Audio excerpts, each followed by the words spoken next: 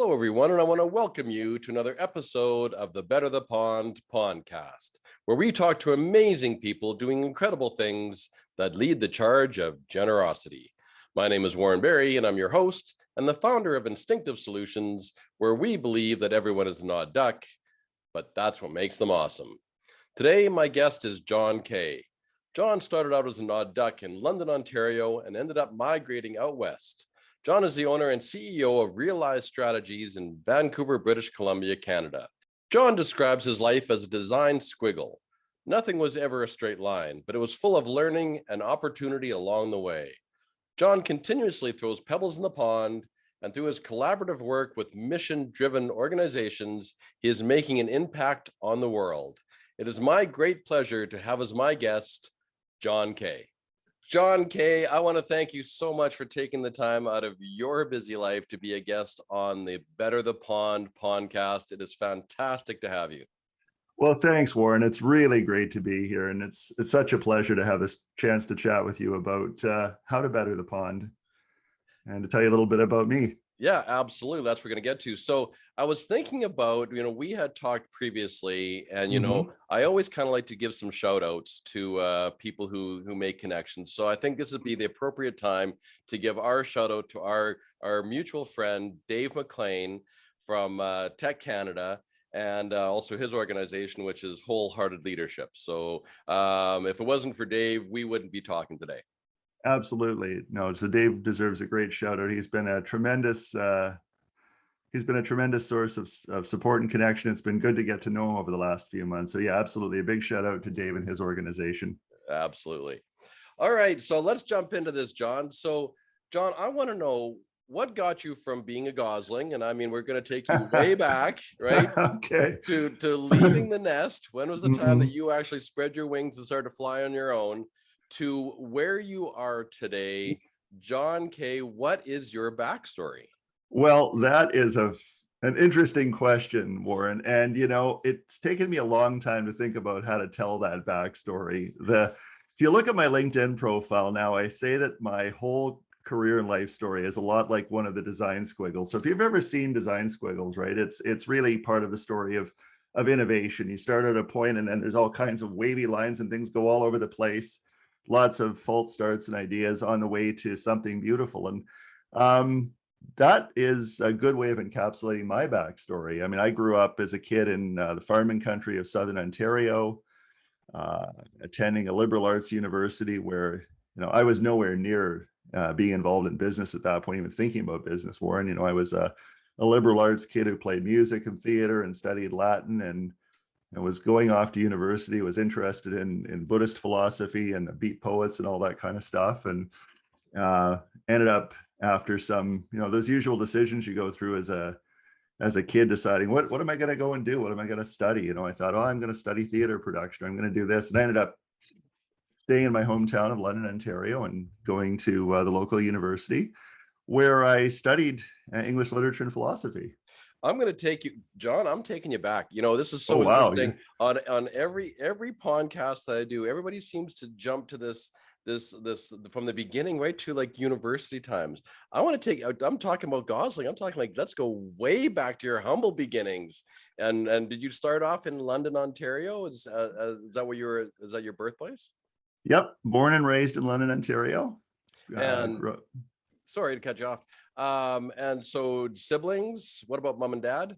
Yep, I've got a younger brother, a younger sister. My sister, to be honest, we haven't, she's been a bit estranged from the family, so I haven't seen her since my mom died in 2010. But my brother lives and works with his family and his kids in London, Ontario. He's an investment guy.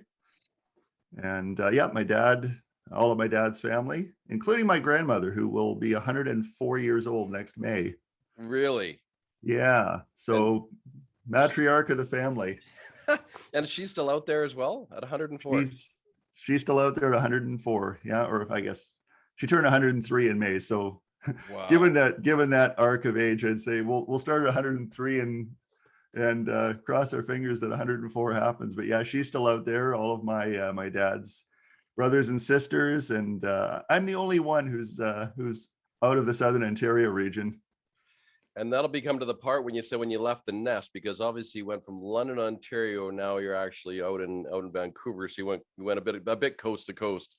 So Yeah. tell me a bit about your growing up. It's interesting, John, because you kind of led into Buddhist theory and Yeah. the arts and those kind of things like that. So when you were a kid growing up, did you see any of those aspects in yourself, and was that something that interested you back when you were growing up, or did you pull out even from your family, or where did sort of take me back to your humble beginnings and where that all started?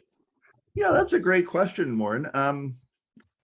I'm thinking about it a little bit. My parents, my dad in particular, was a listener of classical music and jazz. He is an avid reader. I mean, books were always a feature of our house, and it wasn't just. I mean, my dad's background is an engineer, so he's a scientist. But he went to school a little later in life. I think I was about 3 years old when my dad went back and finally got his undergraduate degree. So he was always very much an avid reader, and in anything and everything from science to philosophy to literature and everything in between. Just very curious mind, very avid reader. And he was an interesting guy because having kids was not something that was on his radar when he was young. It was really my mom's thing. So in many ways, he didn't really know very well how to relate to a little kid. And I was the first. There's a 7-year-old gap between me and my younger brother. So the only way I think my dad could really understand how to engage is to talk a bit like an adult to a kid. And so that meant talking a lot about ideas, less so than go throw a ball in the park. That wasn't really my dad. He was much more of an intellectual kind of guy, and my mom too. I would have to say to a different degree, different background, but he was really the I think the instigator in some respects of the path I got on, because from that point, from just being a little kid, 4 or 5 years old, I can remember my dad would take me up to the university, to Western, and sometimes I would be in the greenhouses. I would be looking in these electron microscopes at algae and fungi and stuff that he was dealing with in biology, and hanging out with some of the professors or the fellow students or TAs or anything that he was working with. So I got kind of immersed in that university life when I was still wearing short pants, and I wasn't 6'4". I was a little shorter at that time. So that I think in many respects set me on that journey, because I think that in that range of things that my dad read, things like philosophy, Buddhist philosophy, any kind of philosophy, religion, not that he's a religious guy, but just the ideas and what it meant about the human experience of the human condition was really interesting. So, I can remember as a young kid, I was pulling off books that most people in grades 3, 4, 5 probably wouldn't have even touched. And just devouring stuff. And I was a bit of a shy kid. I was bullied a bit as a kid too. So for me, there was a lot of turning inward when I was young, and books and things like that, ideas were in many ways the things that gave me, an outlet from, being bullied as a kid. So do you think, what I'm hearing from you, John, I find this fascinating, and every podcast that I do, I love getting into this, because it's so interesting how the influences that you have when you're younger start to play out later in life. So would it be fair to say, and sort of what I've listened to you say, is that, with your dad, basically, being an engineer and an intellect and reading books, and here you are at the university at the age of, 4, looking at fungi, which most children aren't. Do you think though that is sort of really what set the tone for you to have such a curious mind, because you're such an entrepreneur and you're such a thinker now, and the things that you're doing are pretty amazing. So do you think that that set the tone way back then to the mind you have now? I think it did in many respects, Dave. And the other part of that story, which I really don't ever tell outsiders, people I don't know very well, is the other side of it is my mom. And I had a very complex relationship with my mom. She came from a tough background, a very abusive father who had a very set view on the role of women in life. Girls don't go beyond grade 12, that kind of thing. She struggled as an alcoholic with bipolar disorder, a lot of challenges in her life, but she was also trying to, be something go beyond the background she grew up in. So she was very much, she worked in banks, and, it was a lot of, for her, it was a lot about money and things like that. So, I think because of the complexity of a relationship, when I was a kid, anything that had to do with money or business, anything just turned me off. I think it just pushed me away. Great. And it pushed me really, it continued to push me into all the stuff that we just talked about a moment ago. So there's sort of those two, I guess, competing forces, I think, that shaped a lot of my life. And then, I did some flips along the way, which we'll talk about later, that brought me sort of to a point where I'm really kind of in between those two things now. Yeah, it's interesting how those things, as I said earlier, how they kind of start to play out as you see it, and from such a young age, that development, right, it leads to bigger and better things down the road. So you said that you were bullied as a kid, and when looking back now, even on that piece, we won't dive deep into that, but did that even build you resilience to where you are today? I think it did. Yeah, I think it absolutely did, because one thing it made me is a lot less concerned in many respects about what people think about me. So if somebody, disagrees with me, or, has something to say these days, I don't pay too much attention to it. I don't really let it bother me. I'm comfortable. I think it's made me comfortable in my skin in many respects. I know who I am. I know what I'm good at. I know what my limitations are. I know where my weaknesses are, and I'm comfortable with that. So it really helped you build your confidence. Yeah, in many ways it did. Yeah. Yeah. So, so growing up, we sort of dove into that, but you got the story of your mom, we know about your sister and your brother and your dad and growing up. So, so going into like high school, what was your life like then? And when did you start working at a younger age, or what about your high school years? So high school was a wonderful experience for me, Warren. I entered the same high school that my dad and several of his brothers had gone to, which was both sort of as a kind of the family business, I suppose, in some ways. Wonderful experience. My first day at school, though, was slightly disconcerting. I walked into grade 9 science, and the old guy who was teaching the course, a guy named Wally Ewald, he looked at me, and he pointed his finger. He was probably in his early 60s at that point. And this very grandfatherly guy, and he said, Gary K, which is my father, Randy K, my uncle, my dad's oldest brother, said, I'm going to bet you're related. And I said, yeah, Gary K is my dad. And he said, I'm going to be watching you, because I remember those two when I taught them, and I can tell you some stories. So that was kind of my introduction to the whole thing. But did he ever tell the stories? He told me a couple, and to be honest, I can't remember them now, but they were good stories at the time. In fact, I was just joking with my dad and my uncle when I was back visiting them over the Labor Day weekend about that. We were reminiscing a little bit about their time and my time there. But that high school experience was really a wonderful thing. For one thing, it brought me into a completely different place. The bullying that I'd experienced in elementary school went away. So grade 9 was it was a complete change of things for me. I entered this fairly small. I think it was 800 students, liberal arts, and it very much was a liberal arts high school that was sort of classical curriculum, English and languages and science, and there was a few other things too. But it really prided itself on being that liberal arts training ground. And so for me, that was just a wonderful moment. I pretty immediately bonded with a lot of kids that I saw eye to eye with, and just built this wonderful group of friends, some of whom I still am in touch with today. Yeah, it's funny because I'm still in touch with quite a few of my high school friends from way back, and we still stay connected. And still tell stories, as a matter of fact. But so were you what were you involved in high school? Did you get involved in different aspects into the arts, or into any SRC or those kind of programs and whatnot that were going on in high school? Yeah, I jumped in pretty quickly into a few things, David. I got tapped on the shoulder pretty much immediately to join there was 2 levels of symphonic band or orchestra. So I got tapped right away to jump in and join the senior one, which was, generally the grade 11 and 12 and 13 students, because we had grade 13 when I was a kid, and the stage band, the jazz band. So I was immediately involved in those two things. I started doing a little bit with the school. We had a little school paper, and I did a little bit of writing for that.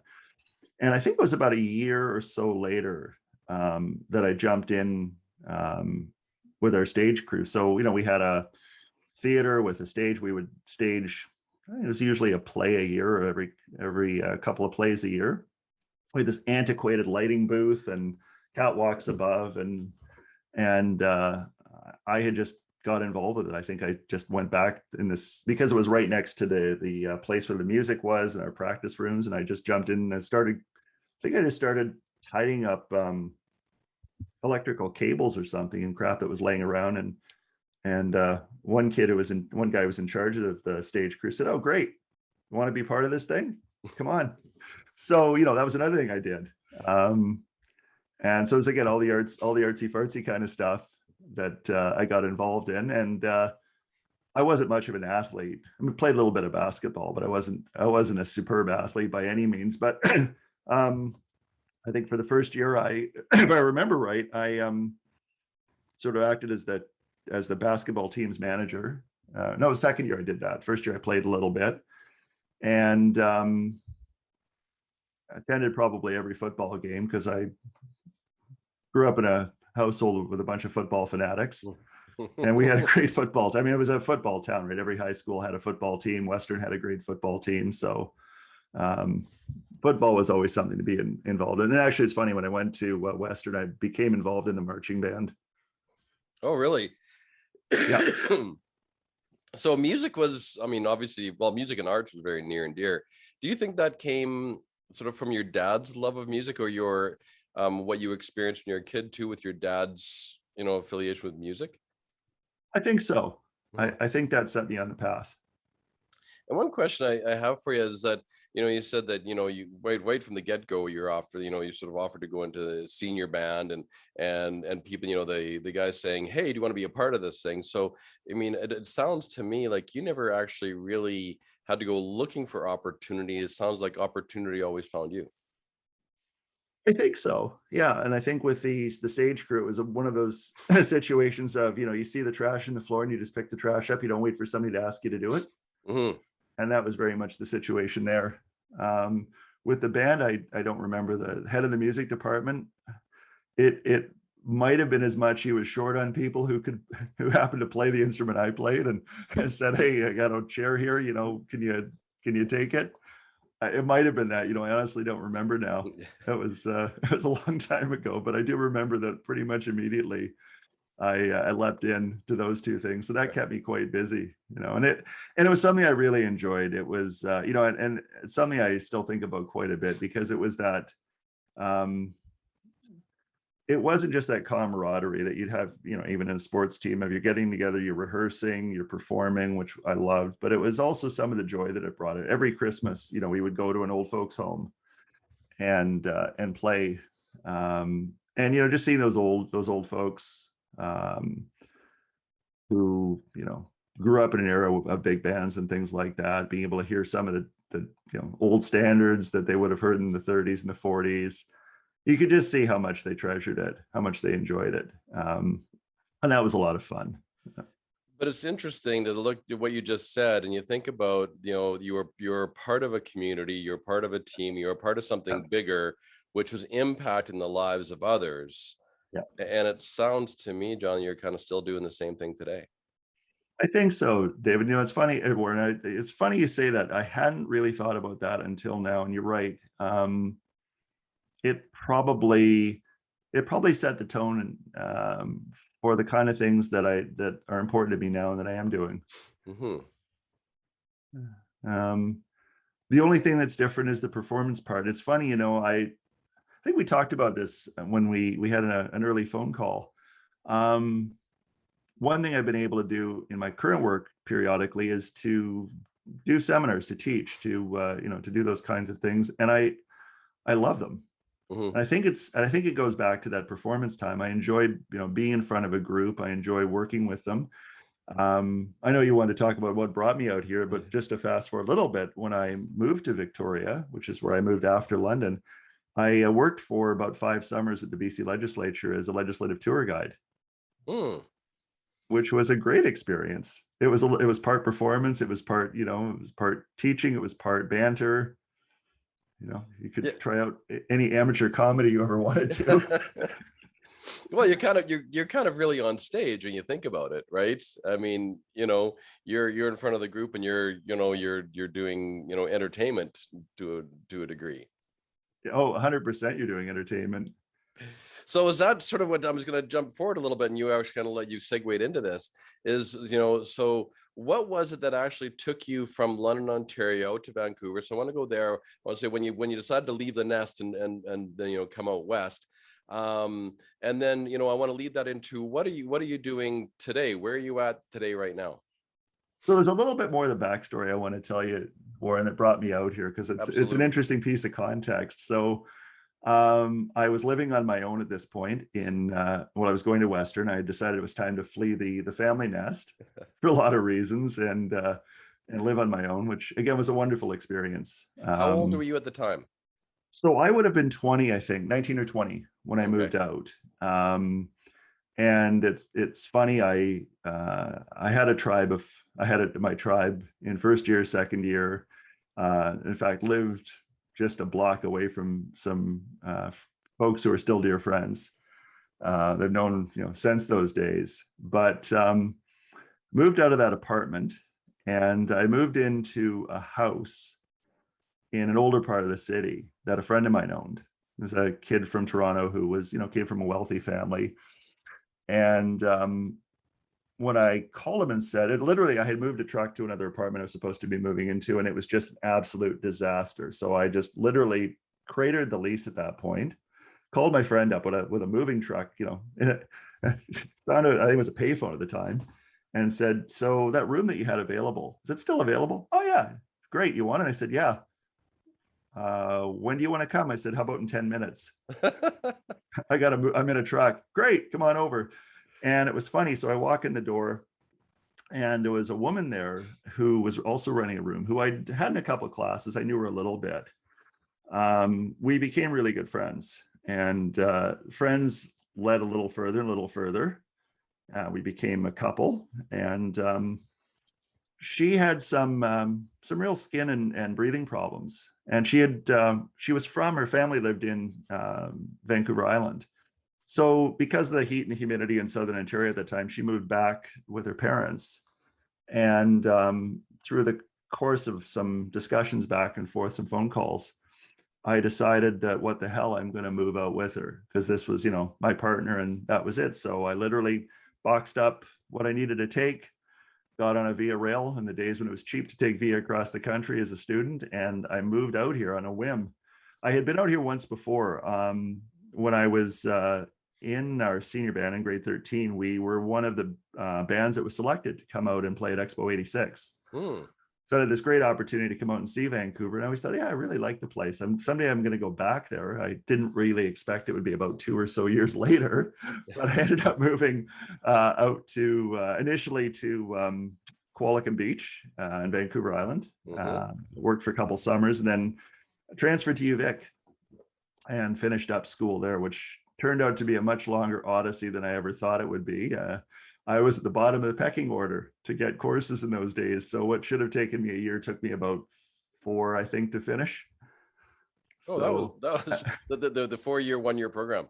Exactly. Yeah. Okay. Yeah. So it was the 6-year degree, I think, is what it ended up being. But again, it was. It also gave me an opportunity to study under some great professors, and I don't regret the experience. Yeah, I would have liked to have finished sooner, but I certainly don't regret the experience. And I ended up, and I think I mentioned this earlier, I ended up going into study English and philosophy. Out of a lot of different things that intrigued me, but that's where I ended up. And when I started at Western, I was convinced that I was going to go right through. I was going to get a PhD and teach literature. By the time I finished those 6 years, man, I wanted nothing but getting out of university. And in fact, the poli-sci department for reasons I don't even know, because I'd never taken a poli-sci course there. I got a letter one day and I opened it up and it was, here's a scholarship, come and study political science, do a, I don't know, it was a bachelor's degree or an MA, but I hadn't studied poli-sci since first year. So I thought, well, this is intriguing, but I thought, I am just done with university. I can't continue. I can't do that. I got to have a break, man. So that was the end. That was the end of your university career. At that point. Yes. At that point, yeah. And then it was off to Japan for about a year to on a working holiday visa, which is something I'd wanted to do for a long time. And at the time, my partner somewhat grudgingly agreed that we could go and do this. So we did move to Japan and spent about a year there. So was that on a whim as well, John? Because I'm hearing the same sort of, hey, I got my buddy, and I'll be there to your place in 10 minutes. And then on a whim, I'm off to via rail off to Vancouver. And so was the Japan trip on a whim, or was it something that was actually planned?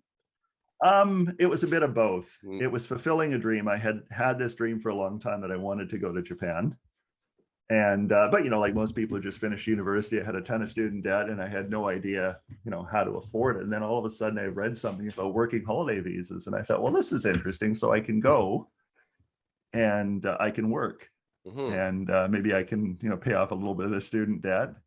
And so I can kill a couple of birds with one stone. So the idea had been there. And then when it became possible, then I guess the whim kicked in and it was off to Tokyo. This is a fascinating story, John. That must Hence my comment about the design squiggle earlier, Warren. Yes, I am putting this all together exactly. So to be a good steward of time, and I'm not sure if you want to add more into that from from Japan onwards, but can you sort of give me a little bit where you are now in your life and what you're doing presently? Yeah, so where I am now, Warren, is doing a few different things. I always seem to wear a bunch of different hats. I run a management consulting practice here in Vancouver called Realize Strategies. We're a small organization. We primarily work in a couple of different areas. We work in human capital, a little bit, very actually similar to the work you do in your practice, and also in the areas of finance and strategy and governance. My background is very much in that finance and strategy area, but I have some folks in my team who are really, really great organizational development folks. So we tend to work in those two areas. One thing that is a consistent thread about our practice that I get asked about a lot is, so who do we work with? And the answer is pretty much any organization that has a mission or a purpose that goes beyond just pure profit making. So we always look to work with organizations that are in some way or another trying to make the world a better place, trying to make the pond better, or convert, or are at the start of that journey and have recognized that they do need to do more than just make profit, that there is more to business. There's more, there is a, contrary to what, Milton Friedman said, there is a purpose to business that goes beyond just maximizing profit for shareholders. So we work with a lot of different organizations, from nonprofits to cooperatives to small businesses. We're a certified B Corporation. And what that means, Warren, is that we are held to a certain set of standards in the way that we operate our business, in the way that we give back to and take into account community in decisions that we might make, where we buy our goods and services. So we tend to buy from businesses that are social enterprises that are owned by charities or nonprofits, or that are run by folks who have been barriered at some point in their life. How we treat our team, our employees. So we have a very open process. There are a few decisions that a CEO I make in my own. Most of them are consensus based. Everyone has access to our financials. There are very, very few things that folks in my team don't have access to. And that's really part of the commitment. It's all about number one, using business as a force for good. And it's also about modeling the behavior that we'd like to see in the economy broadly. And I'm really proud of that. It was a journey I took us on because I had spent the better part of about 12 or 13 years involved in the fair trade system. Which is a global certification system. It certifies primarily commodities in terms of how they're produced, in terms of how workers and smallholder farmers are treated, how they handle chemicals, do they use child labor, and certifying right up to companies that are producing, say, coffee in Canada. What do they do? How do they produce? Mm-hmm. So that's something that was always near and dear to my heart, because it's that combination of mission and market, which I believe in very profoundly, that markets, if used right, can solve social problems and can make the world a better place. But I also believe profoundly in, if what you say you do is real and it's true, then why wouldn't you be comfortable having some external party, like an auditor, you do for financial statements, say, yep, you do what you say you do. Mm-hmm. And so that experience working in the global fair trade movement, and with that, having that external certification, that validation, became very important to me. So when I learned about the B Corp movement, I thought, well, this is something we need to be part of, because it's very much integral to who I am, but I think it's integral to who we need to be as a business. And so we've been on that journey now for, I think, 7-8 years. And I said I wear some other hats. I sit on a lot of different boards, local boards, community boards. Right now, I'm the chairman of the board of Cooperatives and Mutuals Canada, which is the national body in Canada for cooperative businesses and mutual insurance companies. So you'll know some of them, of course, Warren, Federated Cooperatives Limited. Yeah, absolutely. The co-op, you betcha. That is prime Saskatchewan territory right there. Yeah, they are one of our largest and most and strongest supporters. So I'm very, very fortunate that I get to represent and work with organizations like Federated and others that are doing really good things in the community across Canada, and working to make the world a better place.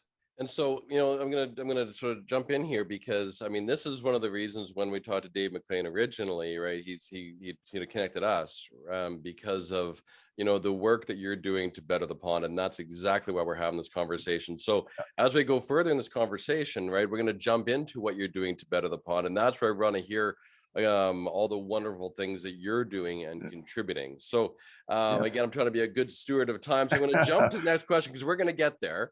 And you sort of actually led into this a little bit earlier, John, and my next question is, I believe that we're all odd ducks. I believe that we're all misfits. So tell me about a time, and I think you might have led into this, but tell me a time that where you didn't fit in. What made you different? And it can be positive or negative, but what did you do to stand out, that separated you from everyone else, where you did things differently?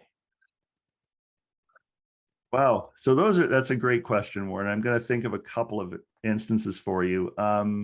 I could go right back to elementary school. We talked earlier about, my experience with being bullied, and part of it was because I was a weird kid. In all honesty, I was this, kid who had this, bookish household, and I was interested in all kinds of things that all the other kids in my, my classes were not particularly interested in. And because I would talk about this stuff, it set me apart. It made me a bit of a weird, odd duck in the mix. And I think it might have been part of the reason why, why I ended up being bullied as a kid, just because, you don't fit in with the tribe. There must be something wrong with you, right? So you got to repel those that don't really fit in with the tribe.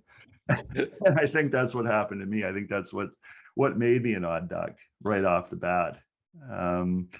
And the other time it made me a really odd duck was my first foray into working in business. The guy that had hired me, who I knew at the time had been a friend, he was this sort of classic, almost, well, I hate to say it, almost a Daddy Kravitz story of a guy who dropped out, did a few courses along the way, dabbled in a bunch of different stuff, and sort of lucked into a business that he had at the time made successful.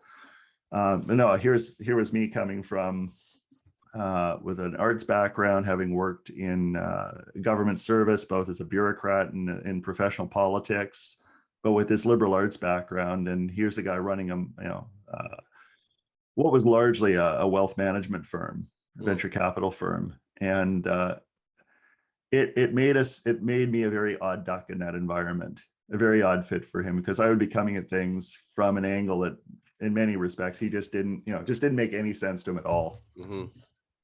And in some ways, the creative tension was good. In some ways, it probably was the seeds of our parting of the ways were probably embedded in there right at the beginning. But if you think about, you being, I love that story, because if you think about the things that made you an odd duck then, right? Like you didn't fit into the tribe. You were kind Mhm. of, no disrespect when I say it's kind of like the nerdy, book kid, right? We'll, Yep. we'll call it that. Yeah. And which actually, made you so intelligent, made you curious, made you look at things from a different perspective, which is actually what's leading you to all the wonderful things that you're doing today. And I just keep saying this over and over again, but I find it so fascinating how that looking back and being that odd duck is actually what's placed you to do great things to make the world a better place way down the road. Yeah. Yeah, I think so. And I think it's funny, where the more we talk, the more I'm realizing just how much some of those formative experiences have shaped my life in ways that I haven't always appreciated. Guess you sometimes don't. You're so busy with just the day-to-day stuff. Standing at the fire hose and feeling the water hit. You don't always have time to sort of step back and think about, well, how the hell did I get to here from there? Exactly. So, and that's my whole point, is that, we're all odd ducks, right? But that's Yeah, really what makes us awesome. And I don't say that from an egotistical standpoint, right? But it's what sets us apart to do different things, to have the impact on the world, right? yeah, And you create your own ripples to make the world a better place. absolutely. And it's funny, and I know I want to be conscious of time too, Warren, but it's funny you talk about the ripple, because that's something that we've talked about a lot in my organization. So it's really very much a theory of change that, if you look at an organization or even an individual, and you see that ripple, that when the rock drops in the water and those ripples happen, how does that impact on everything around you? We Mhm. talk a lot about, well, if a company is somehow disrupted because there's a change in the market, and that those ripples, that rock is the change in the market, how do those ripples impact on the organization? Mhm. And critically, what happens to the people along the way? Right. And I think that's just as true for individuals. Yeah, I agree. And I think it's just so healthy to look at it that way, right? And I keep going back to my metaphor, right? But it's how do you create that healthy habitat, right? How do you create that healthy culture, that healthy habitat in your pond when those ripples wave out, the impacts that you're having, and some of them, you can't foresee because they just keep going Exactly. out, right? Yeah. Yeah, exactly. So my next question for you, John, is, can you tell me about a time when someone did something for you that left an impact on your life? Yes, I can. And it's almost a matter of trying to select one of two stories, because there are two that are really meaningful. Um, just hesitating to think which one is the best one more. And maybe I can quickly do both of them, actually. Going right back to my high school time, I had this elementary school time. I had this incredible teacher. I've actually had two incredible teachers who were, the one guy was this crusty, he was very kind of crusty, very cynical, dry-witted guy. He was this, he was French Canadian, he was Métis, he was involved in a historical society. He was this, again, he was kind of this classical character who I think recognized where I was at. He kind of took me under his wing in some ways, and made me feel okay to be that nerdy outsider. Hmm. Because I think to some degree he also considered himself to be a nerdy outsider, Hmm. and he really helped me create a bit of a comfortable blanket around myself. Was there anything, if you look back, that he said to you that you still remember that really left a mark? Or was there a time specifically that he did something for you that just stuck? Not one thing that stands out. It was a whole series of things, and sometimes they were positive and sometimes they were a kick in the ass, Mm. honestly. Sometimes it was a good hard kick in the ass. It was a Yeah. fatherly kick in the ass that I needed at the time, and that, or Mhm. at the time, was a bit raw, but in hindsight it was incredibly helpful. Yeah. Yeah. So, I mean, at the time, you may not have seen it that way, but sometimes in hindsight, you look and that's exactly what I needed. Yeah. And the other one I'd quickly say is that from an early age, I think it's funny, I was thinking about this last night when I was prepping for our chat, Warren. I think when I was still in the oven, so to speak, my mother would watch the original Star Trek. And I think that had an influence. It must have influenced me because, you know, I've been a Trekkie all my life, but I've always been fascinated by the stars. Mm. And my parents recognized that when I was an early teen, and they got me involved in an organization called the Royal Astronomical Society of Canada, which had a chapter in London. They pointed me towards it. There was a wonderful guy who was the president of the chapter. He was in his, I think he was mid-20s at the time. He was either just finishing university or just started teaching community college. And he very quickly took me under his wing. And, you know, I was just, I don't know, 14-year-old kid, I guess, at the time. But he took me under his wing. He brought me under the executive of the chapter. So I was an officer of the, you know, I was a male kid or something like that, you know, wasn't that serious. But, you know, I got brought into this atmosphere with this group of adults that I looked up to, that mentored me. And he was really instrumental. We're still friends today. And I'll never forget that experience. Because again, it took me as this outside kid coming in with something I loved, and it made me feel like, yeah, this is where I belong. This is something that's important. And is astrology something that you're still fascinated with to this day? Astronomy, I am absolutely still fascinated. I look at this, you know, it's funny, I was sailing in August, and more than a few nights, I just lay on the cockpit of the boat, just looking up and remembering the constellations and just looking to see what stars were in the horizon at that point. So I've never lost my love for it. Yeah, excellent. Yeah, it's neat, you know, just listening to you, just how, you know, how other people kind of took you under their wing, right? And then, you know, kind of, you know, it's kind of like giving you a hug and saying, you know, it's going to be okay, you know. Yeah. And you weren't such an odd duck after all. Exactly. Yeah. So let's get to the meat and potatoes of this here, John. So Yep. what are you doing presently right now to better the pond? And the following question of that you can include into it is, why are you doing it and why does it matter? So right now I'd say two things, Warren. I'd have to say only a couple things because, you know, honestly, COVID has made things a little more complicated. So what I'm doing right now to better the pond is through my work at Realize, working with a lot of those mission-driven organizations to help them be stronger, more resilient, strengthen their ability to do their mission, to do the work that they do in the community, whether it's selling a product or whether it's supporting vulnerable people in need. Because, you know, I see a lot of instances of organizations that do struggle for various reasons. And I like to think that we can be part of helping them be better and do better. You know, they've got the work, what they do is really important. It's just some of the capabilities they have to do them need to be strengthened. We talked about the work I'm doing right now at Co-ops and Mutuals Canada, which I think is really part and parcel of how do we create an economy that is values driven, that is closer to home, that isn't just about rewarding shareholders. And not to say that, you know, you shouldn't be rewarded as a shareholder, but just to say that it's not the only reason why you do something. The other thing I've been really excited to do for the last couple of years, Warren, is working with my partner now, who has launched an amazing circular economy business here in Vancouver. And it's a business that takes what you would never think of, which is the skin off a fish, right? And turns it into leather. Really? Yeah, I have never heard of that before. Nor had I until she stumbled across this thing. I didn't know that, you know, we skin fish and those skins just mostly go into the landfill. Yep.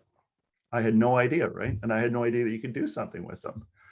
And I had no idea that you could not only take waste out of the waste stream, I had no idea that you could take all the things, a lot of things that you need to use to make this stuff, you can get it locally. But the other thing is, as you scale up, you've got an opportunity to, again, take individuals who are barriered, who've been marginalized in the workforce, and you can give them jobs and training in an industry that honestly doesn't really exist in Canada. We do almost no leather tanning of any kind, whether it's conventional or whether it's fish leather. We don't really do much in Canada. I think there might be a tannery and there's one in Saskatchewan, I think. I can't remember exactly where. It's which tans, you know, conventional cowhides and things like that.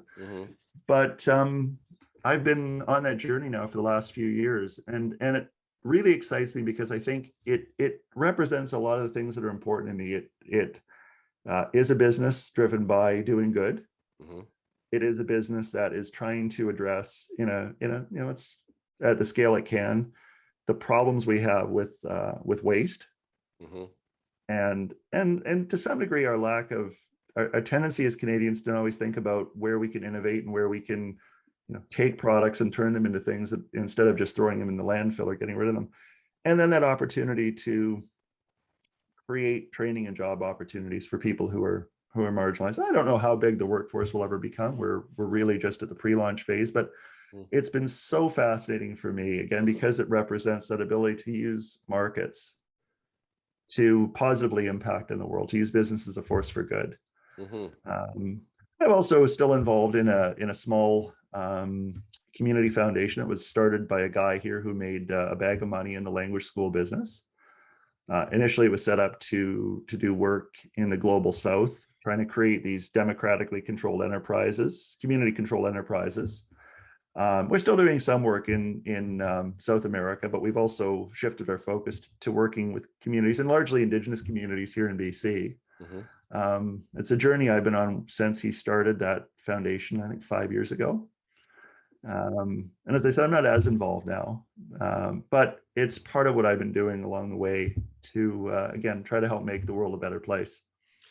You had made mention, I'm not sure if you want to give some of the organizations you're working with a bit of a shout out, because you had mentioned, there was, like Do Some Good. And then I was like sort of looking at the Brown Battle for Good. And, I know that you were helping with, solutions for homelessness, which you sort of led into already. And we'll throw out the Thai media as well. So you had mentioned that when we talked earlier. So is there sort of some a shout out to some of the organizations that you are working with who are making an impact? And again, like I was like, Do Some Good is really, I think that was quite inspiring. So tell me a little bit about that there, John. Yeah, Do Some Good is a great organization, Warren. As you know, it's an organization that is about helping companies that are doing good work in the community tell their story even more effectively. So they create a platform for companies that have donation programs and also volunteer hours, and really help them both streamline that from a technology perspective, but also really tell that story. So I've known the founder of Do Some Good, Sheldon Gardner, since I think pretty much when he started his company. But over the last year or so, Sheldon and I and his team have been working together, because part of what's really interesting to him and part of the reason he reached out to me was to say, I think the cooperative sector is a really big part of Do Some Good story. I think there's just a tremendous fit there, but I also think that cooperatives don't always do a good job in telling their story. There's this kind of expectation that because we're cooperatives and we have all these nice principles, everybody knows, right? Right. So Warren basically, Sheldon had approached me to say, well, can you help me? Can you help us make some connections? Can you help us tell our story to the cooperative sector? So that's some work we've been doing on and off over the last year. Again, to try to make the world a better place. And I recognize that, he has a competitor in the world, in Calgary, and it's a good business, but was owned by private equity. I think it still is. And its primary purpose is, to do what private equity does, create large returns for investors. Right. Sheldon, on the other hand, and Do Some Good is really about trying to, I think, create some improvement in the world. And I have no doubt he's a successful guy. I have no doubt that he could sell that business and make a lot of money. But I also know that that's not anything that's of interest to him. And so it's the kind of guy that I like to work with. So I really would give a shout out to Sheldon and the work he's doing. I just talked about the fish leather business, so I'd give a shout out to 7 Leagues Leather. 7 Leagues Leather? Yep, 7 Leagues, so number 7, leagues.com. Okay. And Tasha Nathanson, who is the founder of 7 Leagues and my life partner, and someone that I'm proud to work with and to be able to support in this journey. And again, it's just been a fascinating, it's one of those business and innovation stories that come out of unexpectedly, almost out of a whim. She was working, she'd been working as an educator, and then went to the Caribbean, to Barbados, to work on a Canadian government funded agriculture project as a gender and youth empowerment advisor. came back and said, oh, well, what do I do? So stumbled across these artisans in Vancouver who are doing this leather tanning thing, but on a very small scale, right? It was just kind of do it in the kitchen, and it was, do it on a subsistence level. And so she sort of scratched her chin and said, I'm pretty sure that we can do this at scale. And I'm pretty sure that there's a way to do this that would actually take a large amount of waste out of the waste stream, but would also create some job opportunities. So instead of just, doing it in the kitchen, and, that's nice, but it doesn't really, if it feels nice, it feels like, you're rebelling against the man. Yeah. But, at the end of the day, you have to ask yourself, how much change are you really creating? Right. We've got lots of that in Vancouver. We've got lots of well-meaning people who run these solo businesses, and they really like to feel like they're making the world a better place, and they're creating this great change. And in their minds, I think they are, and I don't fault them for it. But, when you step back, you say, yeah, but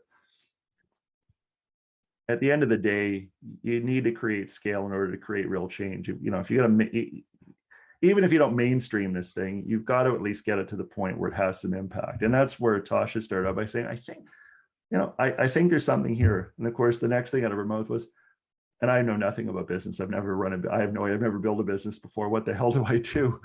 When she said to me, is this even viable? And, if it's not, then tell me, like, don't blow smoke. Please tell me that I'm just out to lunch and this thing isn't going to work.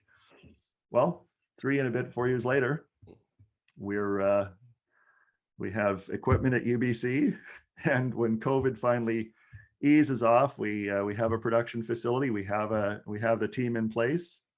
Hopefully, we'll have some external financing fairly soon, so she's not financing the whole thing out of her pocket, and we'll be up and running. But there's a lot of the good story there on the website, 7leagues.com. So big shout out to the work that she's doing as well. You mentioned Brands for Better. So Brands for Better is a great collection of purpose-driven brands in Vancouver that have come together to, again, tackle a wide range of issues, climate issues, homelessness, all those kinds of things. We've been really proud as a team at Realize to be part of Brands for Better. I've had a couple of my staff working very closely. I'm going to be now a lot more directly engaged than I was in the past, and working on the next challenge. But again, that's really all about bringing a group of like-minded organizations together to say, well, we all feel like we have a responsibility. We all have, business skills, expertise, we have money. How can we bring all those things together and work collectively rather than, in some cases competing against each other? Because, some of our brands would be competitors to each other, but how can we set all that aside and recognize that there's also a broader reason, a broader set of things we can do together? You're a marketing firm. We're an accounting firm. You're that. Okay, great. Or you're a Tentry. You produce some wonderful apparel that's environmentally friendly. Well, let's all come together and figure out how we can leverage our collective skills and ideas and experience to do things differently in Vancouver.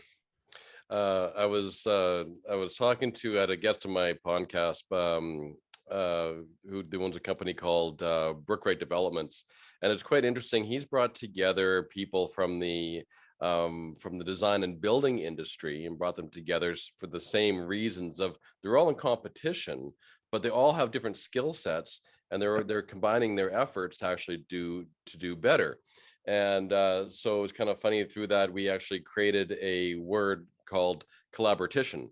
And so it was, collaborating with your competition, right, to do better. And that's what reminds me of what you just said there, right? It's, we instead of just looking and saying, hey, what's in it for us as an individual, is how do we collaborate and actually create something better for the world or our environment or our community, whatever the case may be. And it's funny that it reminds me of a word that we often use in the cooperative sector, which is coopetition. Cooperative competition. Yeah, absolutely. Yeah. And another shout out, you mentioned it, Warren, is the Tyee. So the Tyee.ca is something that if you Google my name, you'll never find me associated with it, but I was a co-founder of it. It was a brainchild of mine when I was asked by a CEO that I worked for to figure out how they could get into the weekly print media business.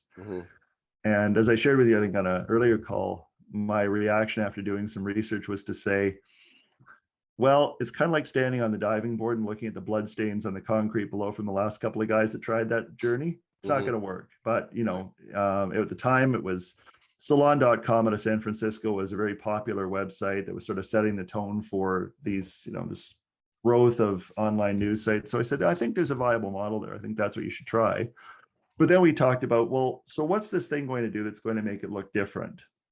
And we talked a lot about being inspired by The Guardian in the UK as a different kind of paper with a different voice and a different focus. And we said, well, problem in Vancouver is a lot of the media is owned by one or two companies, and it's in a cutthroat market, so it bleeds, right? Yep. And that's the focus, right? If there's an ambulance to chase, that's the story, right? So we said, well, that's not really what we're here to do. We're here to do two things. One is to broaden the voices in the media, and instead of the unfortunately the cynical standard of journalism, which is it bleeds, or if you can create controversy, that's great. We said, no, this is really about creating solutions to vexing problems. We want to change the narrative. So we want to, on the one hand, reverse what had happened in the media, where we used to have beat reporters who covered things, people who are deep experts in a field, and then all of a sudden it was general interest reporters who were kind of, okay, today you're going to work on a story about this politician, tomorrow you're going to cover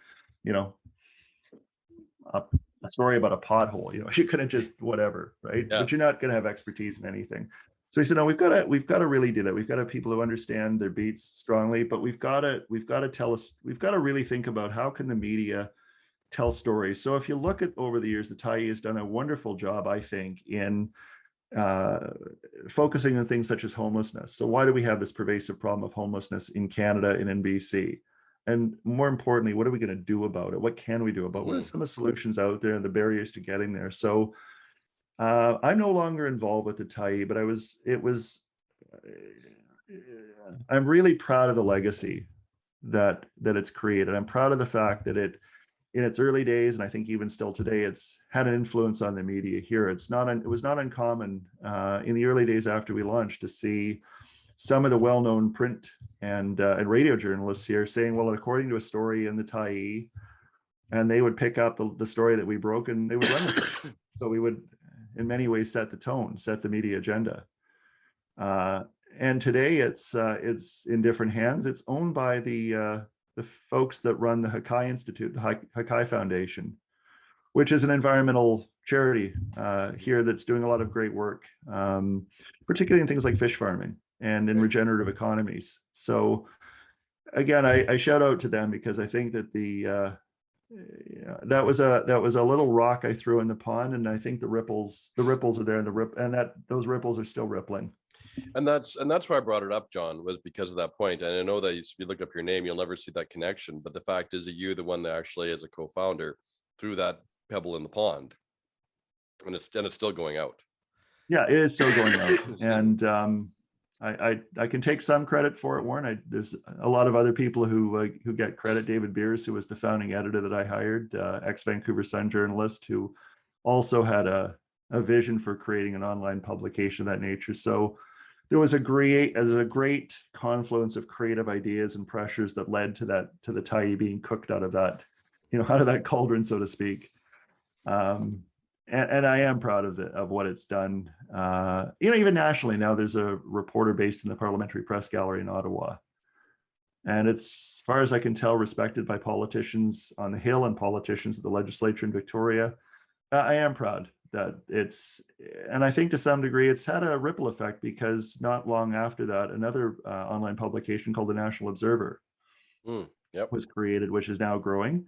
And when I look at it, I think it was inspired much by the Tyee. Joel Solomon, who's the brother of the editor and founder, Linda Solomon, knew the Tyee story well. I've known Joel for many, many years. And I think I'd like to think that gave him some inspiration for what another similar publication could do. So it's great to see that that's happened, and particularly now that we have the demise of our weekly newspapers across the country, that used to cover entertainment, but also would cover some of those harder stories that the dailies didn't often touch.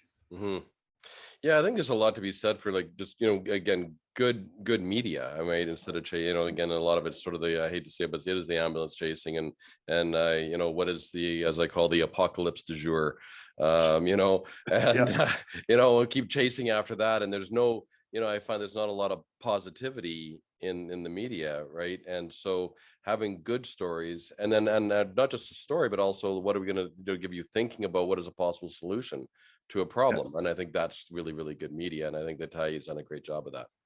Yeah, and for me, it was a flip side to spending time working for a cabinet minister when every day you'd get up and the first thing you do is scan the headlines to see what the issue of the day was going to be, what your guy's line needed to be, and Right. just being consumed by that. And it's funny, even after I left professional politics, I found for probably the first 6 months, I felt like I was on a 12-step program where I had to, stop looking at the headlines every morning, realize I don't have to do that anymore. I don't have to worry about who's going to beat your guy up Right. that morning, right? So it was refreshing to be able to move into a different Yeah. kind of journalism. And ironically, although I didn't work closely with any of the reporters, many of them that we called on at the time were people who were working or had worked for the mainstream dailies. Mm-hmm. Yeah, I mean, you know what, I'm in saying that, actually I'm gonna jump on to the next question, because I think this is kind of leading into this, right? And because the fact is, my next question is, looking back and looking forward, and the lessons that you've learned along the way, can you paint me a picture of your golden pond and what the future looks like? Because I think that that's kind of leading into that sort of, what you've learned even from that media piece is really, it sounds like it's shifted your thinking. So, what does your golden pond look like, and what does the future look like based on what you've learned along the way, John? It's an interesting question for me, Warren, because in some sense it takes me back to that design squiggle I told you about Mhm. earlier, and we talked about earlier. I'm not entirely sure what the golden pond looks like in the future. I'm still figuring out what my future looks like. I honestly don't know what I'm gonna, I mean, I'm only 53. I don't know what I'm going to be when I grow up yet. I'm still working on it. But I think at a high level, my golden pond is in many respects, where I am today. My golden pond is going to be, I think, continuing to work in this intersection between business and purpose in some way. It may shift. I can see myself going back to spending more time in that kind of teaching and lecturing and stuff like that. I really enjoyed for a few years working with an organization that was founded here as an alternative business school, mentoring a lot of young entrepreneurs who were trying to start on a journey to create something. I think that might be part of my golden pond too, is trying to build an organization that can continue to really have an impact in making those ripples, those positive ripples in the world. And when those bad ripples happen, and those problematic ripples happen, that it can help. Mhm. But, and again, not just to do that, but also to engage in the community. And, I talked on a first call about some work that we'd been doing in the downtown east side of Vancouver, Yep. the poorest postal code in Canada, with just entrenched problems. Mhm. I really see building a golden pond where that is inherently part of what we do as an organization, part of what I do, regardless of whether I'm still leading the show or I'm a bystander Mhm. or whatever that looks like. Right.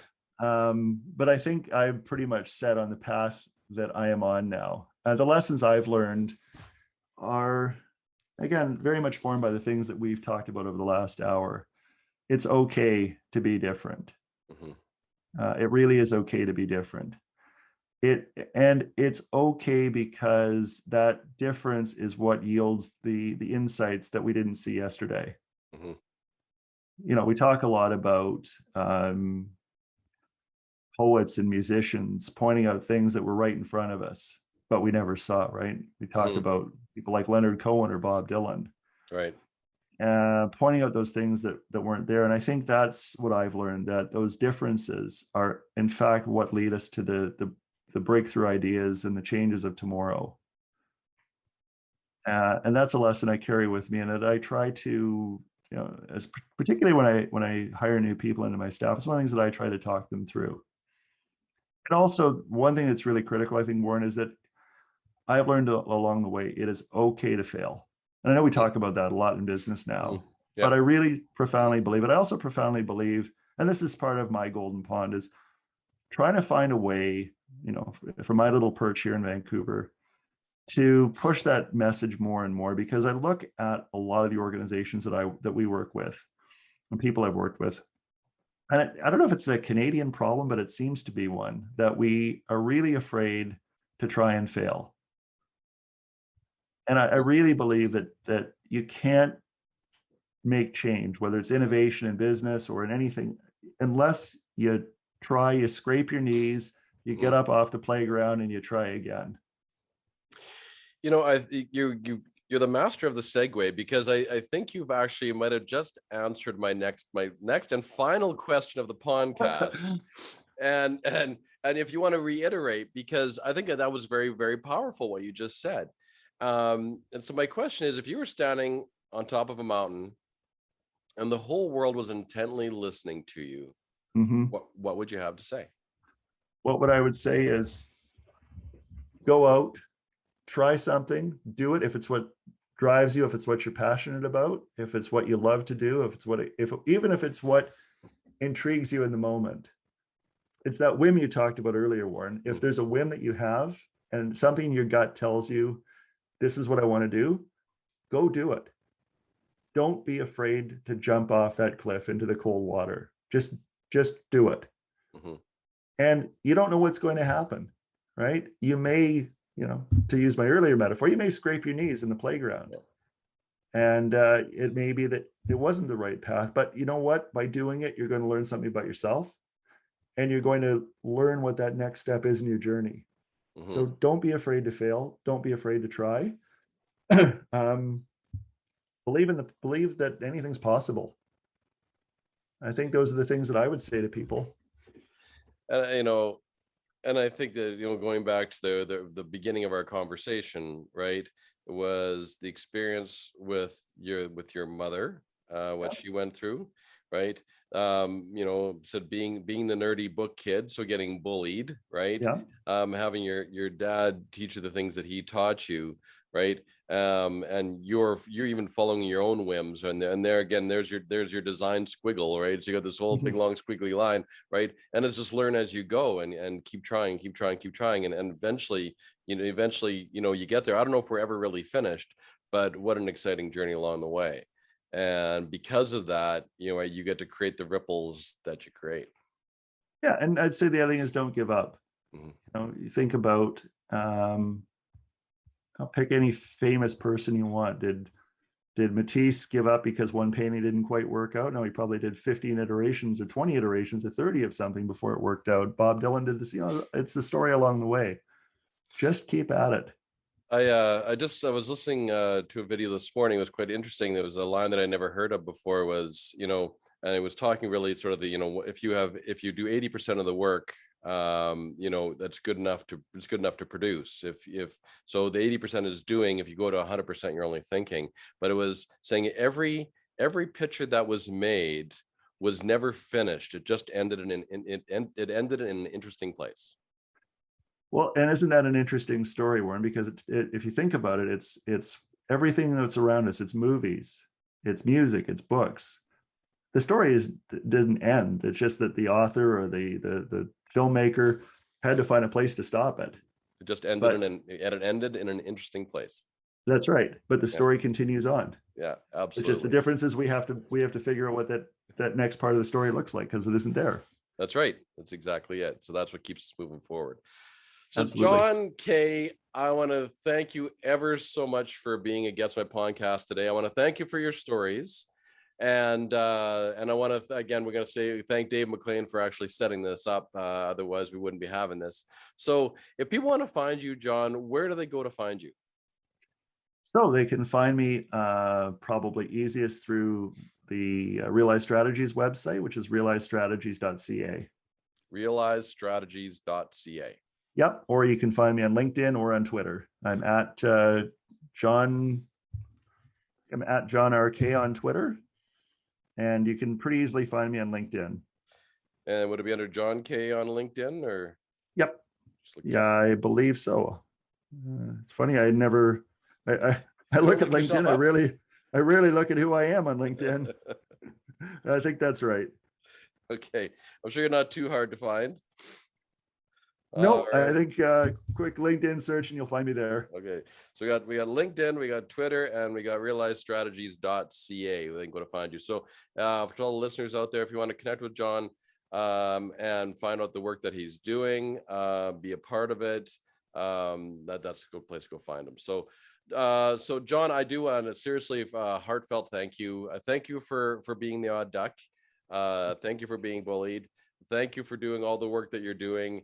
And thank you for the design squiggle you call your life, because really, you're exactly why I wanted to talk to you, because you are creating those ripples, you are creating the impact, and you're making the world a better place. Well, and thanks to you, Warren. It's been a really, really wonderful opportunity to speak with you. And I want to thank you for what you're doing to bring these stories to light. I think we need more of that. We really need more people like you who are trying to surface these stories that often aren't told, and that are really about how we're collectively working to make the world a better place. So thank you for everything that you're doing. I appreciate that, John. So there you have it, folks. It was a great time here with John Kay. This is Warren Barry, and I'm flocking off to take you beyond the pond to better the pond, because we're better together. Thank you so much, John. Okay, take care, Warren. You too.